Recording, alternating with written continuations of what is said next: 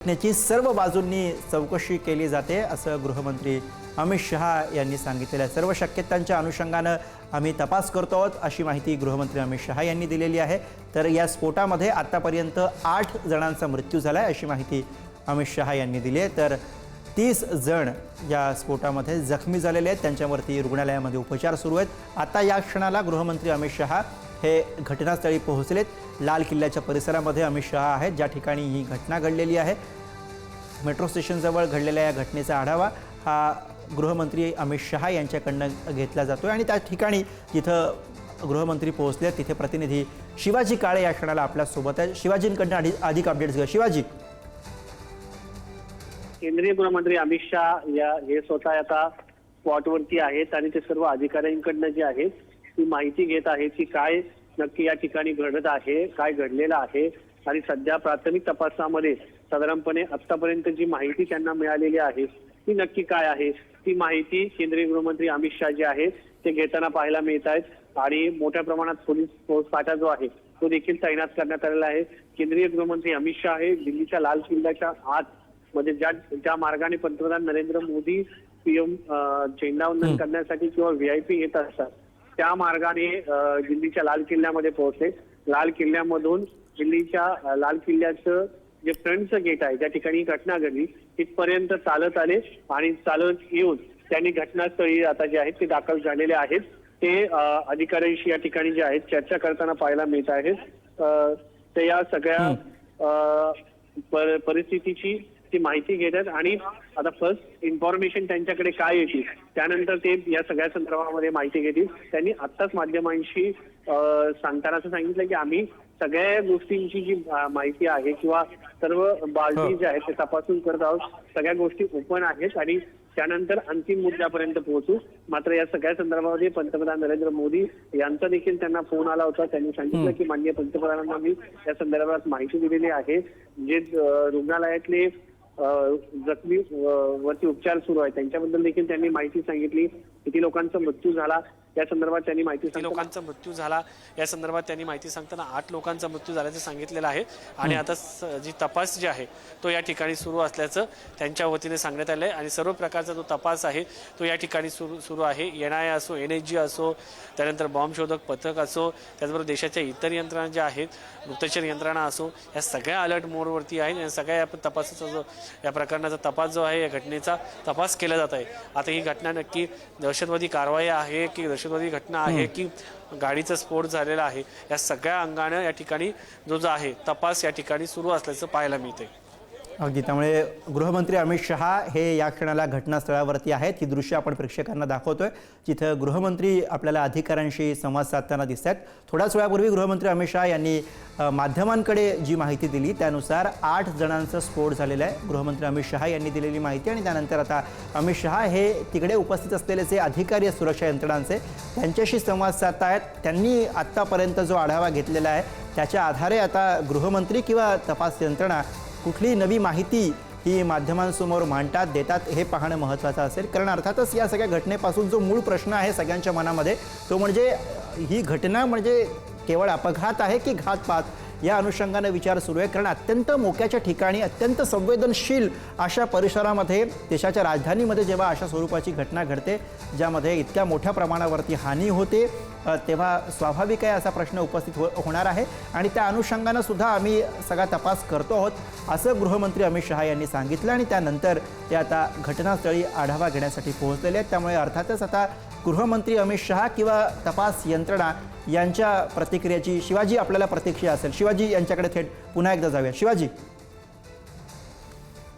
सध्या जे आहेत केंद्रीय गृहमंत्री अमित शहा जे आहेत या ठिकाणी पूर्ण लोकांची बातचीत करत आहेत आणि या सगळ्या घटनांमध्ये काय कारणीभूत आहेत आणि आतापर्यंत जी माहिती मिळालेली ती सर्व अधिकाऱ्यांकडून जाणून घेत आहेत आणि कोणकोणत्या अँगलनी कोणकोणत्या तपासा संदर्भात आतापर्यंत जी माहिती मिळेल त्यानंतर पुढे कसं जायचं याची सूचना देखील केंद्रीय गृहमंत्री अमित शहा या सगळ्या माहिती घेतल्यानंतर घेऊ शकतात।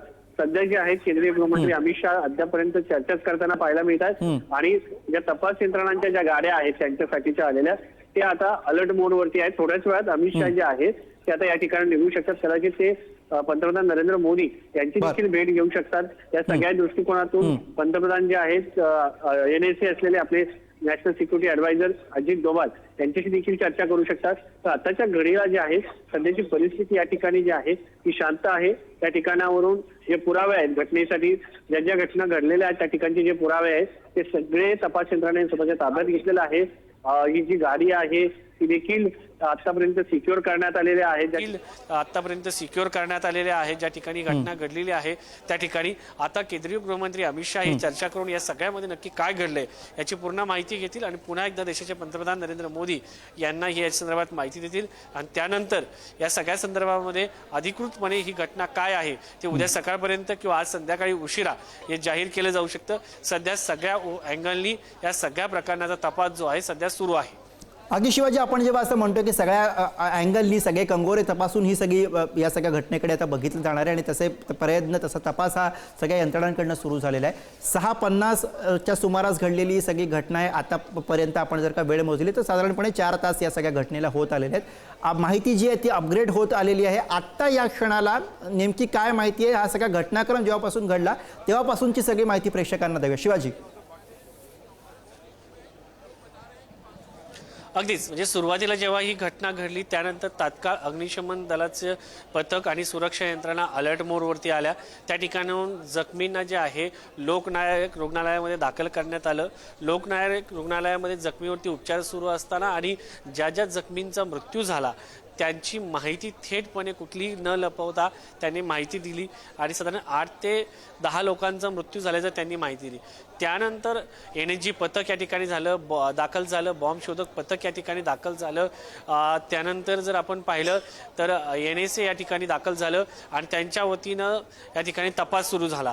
तपास सुरू असताना एक बाब लक्षात आली की हा स्फोट जो आहे ज्या ठिकाणी घटना घडलेली आहे त्या घटनेमुळं कुठेतरी शंका घेण्याला वाव आहे की ही घटना कुठेतरी घातपात तर नाही. कारण एरवी गाडी पेट घेतल्यानंतर एक बाब लक्षात येते की बाजूबाजूच्या गाड्या बाजूला घेतल्या जातात आणि त्या ठिकाणी ती गाडी डायरेक्ट स्फोट होत नाही. त्या गाडीचा ती अगोदर पेट घेते. या ठिकाणी गाडीने डायरेक्ट स्फोट झालेला आहे आणि गाडीने ज्या ठिकाणी स्फोट झालेला आहे ती जागा देखील दिल्लीतील अतिसंवेदनशील भाग दिल्लीचा लाल किल्ल्याच्या समोरच्या गेटवरती ही घटना घडलेली आहे.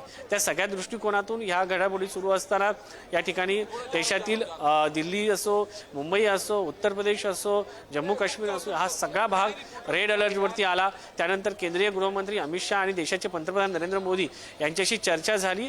त्यानंतर केंद्रीय गृहमंत्री अमित शहा यांनी जखमींची आणि मृत नातेवाईकांची चौकशी करण्यासाठी थेट रुग्णालयामध्ये दाखल झाले. तोपर्यंत हा जो भाग आहे NSG असो, NSA असो या सगळ्या लोकांनी जे आहे या ठिकाणी CRPF असो याचं पथक दाखल झालं. कुलिंग प्रोसेस तोपर्यंत ज्या गाड्यांनी पेट घेतलेले होतात त्या गाड्यांवरती सुरू होती आणि त्या गाड्या हे झाल्यानंतर या ठिकाणी अग्निशमन दलाच्या ज्या गाड्या होत्या त्या काढण्यात आल्या. सगळ्या ॲम्ब्युलन्स ज्या आहेत त्याही हळूहळू टप्प्याटप्प्याने काढण्यात येत होत्या. त्याच दरम्यान अमित शहा यांनी रुग्णालयात जाऊन भेट घेतली. माध्यमांशी संवाद साधून या सगळ्या संदर्भामध्ये आतापर्यंत काय घडलंय ते सांगितलं आणि शेवटी स्वतः अमित शहा हे घटनास्थळी आता दाखल झालेले आहेत आणि घटनास्थळी दाखल झाल्यानंतर त्यांनी या सगळ्यामध्ये अधिकाऱ्यांशी चर्चा केलेली आहे आणि काय नक्की या ठिकाणी घडलेलं आहे याची पूर्ण माहिती जी आहे केंद्रीय गृहमंत्री अमित शहा या ठिकाणी घेताना पाहायला मिळत आहेत.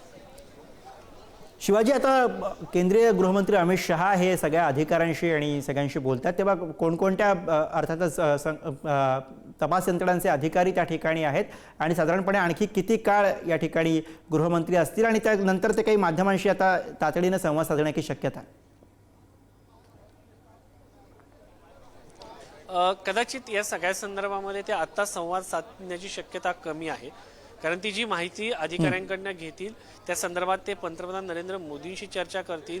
त्याच्यानंतर NSA अजित डोभाल यांच्याशी देखील या संदर्भात चर्चा होऊ शकते आणि जर हा घातपात असेल तर या संदर्भामध्ये एक स्टेटमेंट जे असतं ते जारी केलं जाऊ शकतं. त्यासाठी अगोदर सगळ्या यंत्रणांकडनं योग्य शब्दामध्ये ते मांडलं जातं. त्या दृष्टिकोनातून या सगळ्या संदर्भामध्ये केंद्रीय गृहमंत्रालयाकडनं स्टेटमेंट जारी केलं जाऊ शकतं किंवा स्वतः केंद्रीय गृहमंत्री अमित शहा हे या संदर्भात माहिती नक्की देऊ शकतात. त्यामुळं आता सध्या ती पूर्ण माहिती घेतील आणि या सगळ्या संदर्भामध्ये जे आहे ते चर्चा केली जाऊ शकते. त्यामुळं आता सध्या जे आहे ती माहिती घेतात वेगवेगळ्या यंत्रणा ज्या आहेत, NSA असो, NSG असो, त्याचबरोबर CRPF असो. आत्ता या ठिकाणचं जे CCTV फुटेज असेल ते चेक केलेलं असेल की कशा पद्धतीने ही घटना घडली, पोलिसांनी थांबवलं त्यांना काही क्षती पोहोचलेली आहे का, गाडीमध्ये जे व्यक्ती होते ते नक्की ज्यांचा मृत्यू झालेला आहे ते कोण होते यांची अद्यापर्यंत ओळख पटलेली नाही आहे. हा काही घातपात होता का की आत्मघाती हल्ला होता, या सगळ्या गोष्टीच्या अंगाने चौकशी केली जात आहे आणि यामधून माहिती समोर घेतली जाईल की हा दहशतवादी हल्ला असेल तर मग कोणत्या संघटनेने केलेला आहे, याच मागे हेतू काय होता, या सगळ्या. कारण अलीकडेच आपण जर पाहिलं असेल तर ज्या पद्धतीने माहिती मिळते त्यानुसार हरियाणामध्ये फरीदाबादमध्ये साधारण 300 किलोहून अधिक स्फोटकं सापडली होती. चीनवरून डॉक्टर जे शिकून आले त्यांनी घातक विषारी औषधं तयार केल्याची गुजरातमध्ये अगदी अशी नवनवी माहिती पुढे येत होती आणि त्यात झालेला हा प्रसंग आहे. त्यामुळे अर्थातच शिवाजी हे सगळे बिंदू जोडले.